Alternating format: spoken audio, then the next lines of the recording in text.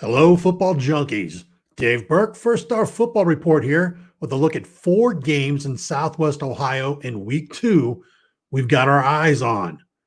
But before we start, do us a favor and please subscribe below to help us build this community where we'll provide more videos and coverage of this game we all love. All right, we made it past week 1 and we are ready for a big week 2. First, there's some exciting news as more teams are going to get a chance to play this fall.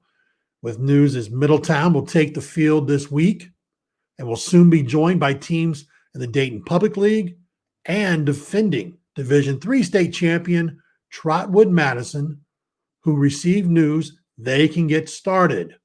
So we welcome back all those teams, but we are still waiting on Cincinnati Public Schools to give their kids a chance to get on the field this fall. So stay with us, as coming up, we've got 4 games that caught our eye.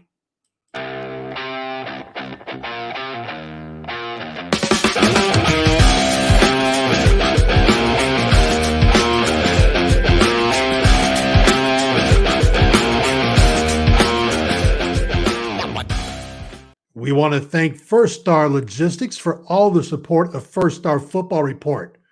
If you're looking for a new career, be sure to check out First Star Logistics. They are hiring. The first game we're looking at is MADEIRA at Indian Hill in the Cincinnati Hills League. The last time MADEIRA beat Indian Hill was 2013, and the Mustangs will come into this contest looking to turn the tables after defeating Finneytown 56-13 to open the season. Senior quarterback Sam Autry had another big game with 3 touchdowns and 266 yards passing. Senior receiver Casey Bell was his main target, while Alex Kirkarian and Henry Manning combined for 137 yards and 3 touchdowns. However, Indian Hill looks like a team ready to win the Cincinnati Hills League for the first time since 2015. Juniors Ty Thornton and Antoine Peak Jr. are receiving attention after each posted big performances in week 1. Both Thornton and Peak are sons of former college and NFL players, as fathers John Thornton and Antoine Peak Sr. were players to watch. Each will be getting a lot of talks in the recruiting circles in the coming weeks and months if they continue having big games throughout this season. On the offensive line, Indian Hills senior Grant Lanham is a player going under the radar who can open up running lanes, and he does a solid job in pass protection. However, the Braves' depth and senior leadership on defense should really step forward in this game, especially at linebacker, where players Will Kleekamp, Nathan Berger, and Charlie Sumrall, along with junior Will Adair, can rack up tackles on a stat sheet. The second game we're looking at, Mariemont at Wyoming. So we're staying in the Cincinnati Hills League as all eyes are on the Wyoming Cowboys and how they'll progress without former standout Evan Prater at the helm. Last season, this game was low scoring, 21-0 win for Wyoming. Despite the Cowboys' low offensive output, Mariemont could not move the ball with only 66 total yards of offense. Can the Warriors get their offense on track this year with senior quarterback Andrew Glassmeyer and senior running back Seth Green? That'll be the question, because both players are coming off a big game last week, along with senior tight end Max McGowan. However, the last time we found the Warriors beat the Cowboys was in 2006 when they won on the road 28-0 as Davis Conway scored 3 rushing touchdowns and added an interception in return for a touchdown. If Mariemont is to break this long losing streak to Wyoming, this would seem to be the year to do it. But we're sure Cowboys senior quarterback Brennan Pagan, he has a different outcome in mind. Pagan showed last week he can throw the ball with 123 yards passing and a touchdown while also adding 31 yards rushing and a score. But The player to watch in this game is sophomore running back C.J. Hester, who showed signs last year as a freshman with 400 yards rushing to be a player to watch. Hester's gotten bigger and is coming off an 18-carry performance with 106 yards and a touchdown last week in the Cowboys' season-opening win. Our third game, St. Xavier at LaSalle. The Bombers come into this matchup a little banged up and possibly with a bit of a hangover after their heartbreaking loss to Brownsburg in overtime on national television last weekend.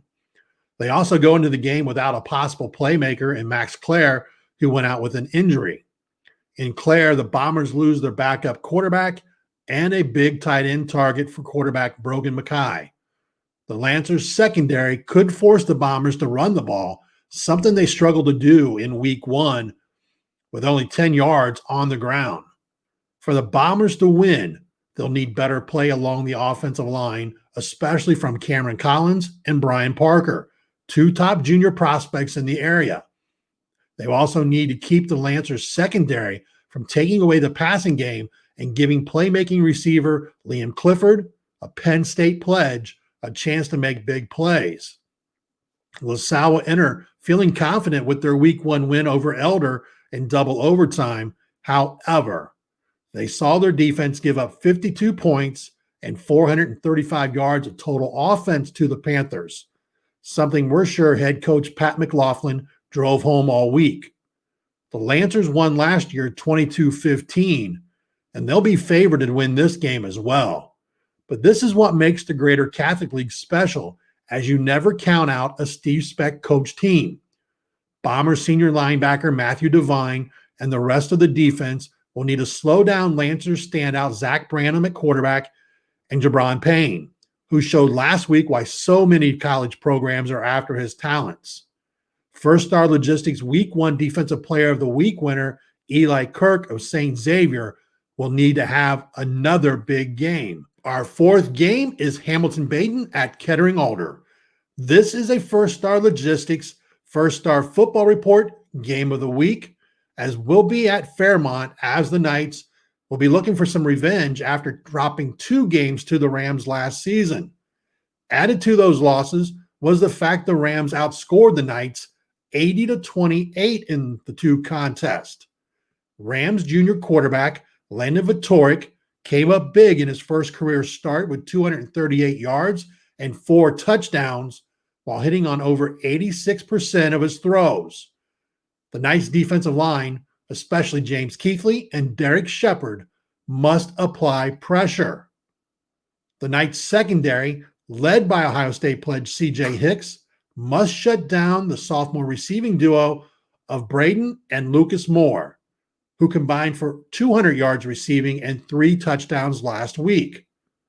The Knights need to get their offense off to a fast start, and for their first-year starting quarterback, Brian Shane, to get into a groove, while senior running back Brandon McDonald does what he does best: run the ball hard.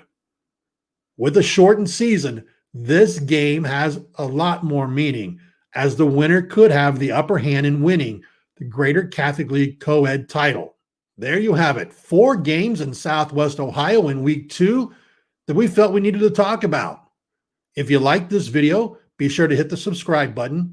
Help us build this community so we can produce more videos like this, along with a lot of other featured content. Also, check out firststarfootballreport.com, presented by First Star Logistics.